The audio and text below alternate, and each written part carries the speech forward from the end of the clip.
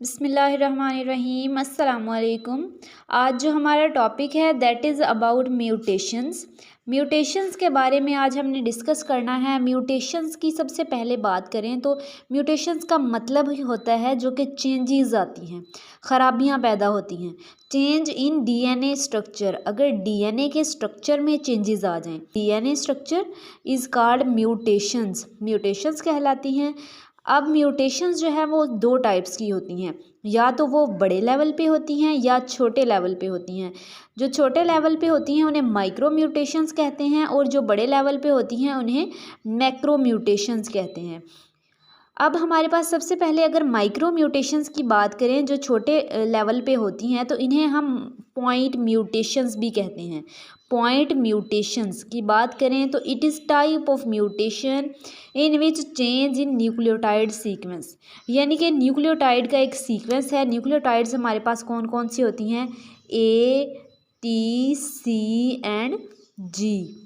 ठीक है, तो ये न्यूक्लियोटाइड का जो सीक्वेंस है अगर इनमें चेंज आ जाए, ठीक है, कोई भी चेंज इसमें कोई एक जो है वो ऐड हो जाए, डिलीट हो जाए या इस तरह से कोई चेंज आए या इनकी पोजीशन चेंज हो जाए, तो इसमें जो चेंज आता है इसे क्या कहते हैं? पॉइंट म्यूटेशन कहते हैं और माइक्रो म्यूटेशन भी कहते हैं। इट मे बी वन और फ्यू न्यूक्लियोटाइड सीक्वेंस, ये एक सीक्वेंस भी हो सकता है या ज़्यादा सीक्वेंस भी हो सकते हैं।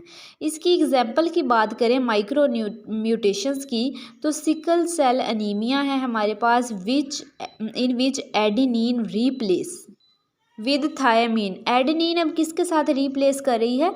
थायामीन के साथ। अब हमने लास्ट लेक्चर में भी देखा कि जो हमारे पास चेन है, बीटा चेन है, वहाँ पे जो है वो ग्लूटामेट की जगह क्या आ रहा था?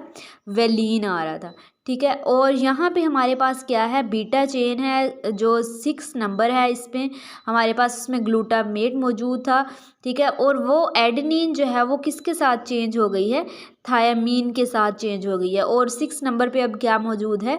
वेलिन मौजूद है। तो इस तरह से न्यूक्लियोटाइड के जो सीक्वेंस से चेंजेस आती हैं उसे क्या कहते हैं? पॉइंट म्यूटेशंस कहते हैं। अब ये सिर्फ जो है वो एडेनिन और थायामीन के चेंज होने की वजह से हुआ है और इसका इफ़ेक्ट देखें अगर हम सिंगल न्यूक्लियोटाइड ही चेंज हुआ है तो नॉट कैरी ऑफ ऑक्सीजन, तो ये कैरी नहीं करता ऑक्सीजन को और इससे क्या चीज़ लाहक होती है? Phenyl ketonuria. फिनाइल कीटोनूरिया कैसे होती है कि जो फिनाइल एलानीन है वो बहुत ज़्यादा मिकदार में एक्यूमुलेट होना शुरू हो जाता है। जब वो एक्यूमुलेशन उसकी हो जाती है तो ये फिनाइल कीटोनूरिया जो है वो काज करता है डिजीज़। ये जो है वो क्यों होता है? जो हमारे पास एंजाइम है जो इस फिनाइल एलानीन को तोड़ता है, फिनाइल एलानीन हाइड्रोक्सिलेज, ये क्या करता है? ये मौजूद ही नहीं होता, इसकी एब्सेंस होती है। तो इस वजह से जो फिनाइल एलानीन है ये मज़ीद जो है वो ब्रेक डाउन नहीं होता बल्कि क्या होना शुरू हो जाता है?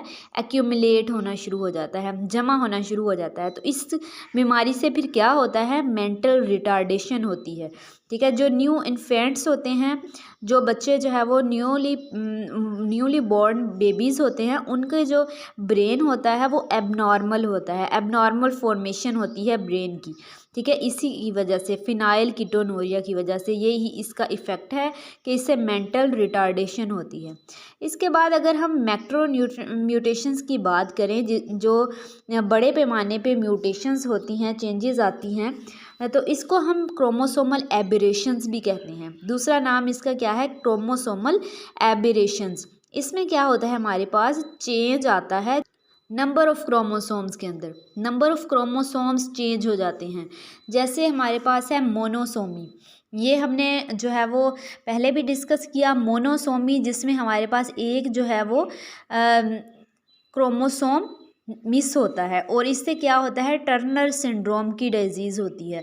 ट्राइसोमी होता है जिसमें एक क्रोमोसोम जो है वो ऐड होता है, इससे फिल्टर और डाउन सिंड्रोम होती है।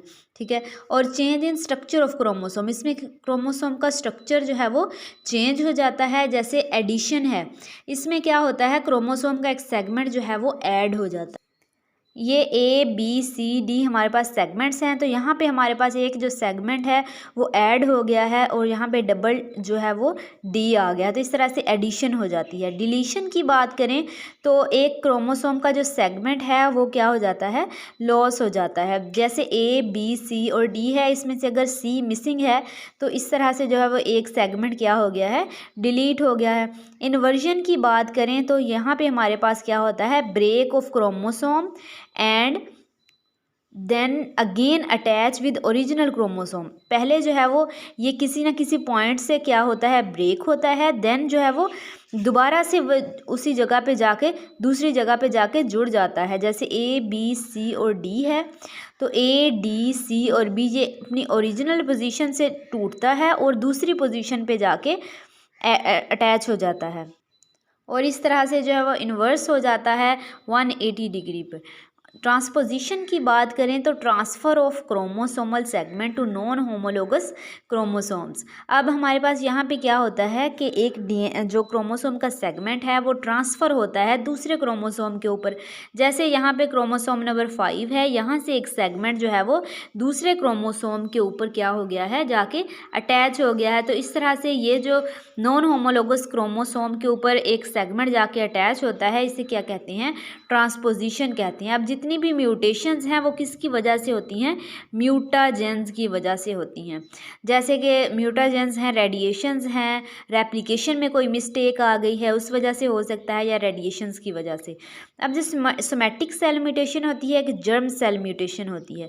सोमैटिक सेल की बात करें अगर, तो सोमैटिक सेल जो है वो does not pass in of springs, ये ऑफ स्प्रिंग्स में नहीं होती, और ये एवोल्यूशन की बेस भी नहीं है। ये बॉडी के सेल्स होते हैं सोमैटिक सेल्स, तो ये ऑफ स्प्रिंग्स में पास आउट नहीं करती, लेकिन जो जर्म सेल्स में म्यूटेशंस होती हैं वो ऑफ स्प्रिंग्स में पास आउट करती हैं, नेक्स्ट जनरेशन में जाती हैं, और यही एवोल्यूशन की वजह बनती हैं।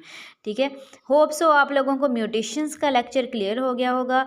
कोई भी क्वेश्चन हो तो आप कमेंट सेक्शन में पूछ सकते हैं। अल्लाह हाफिज़।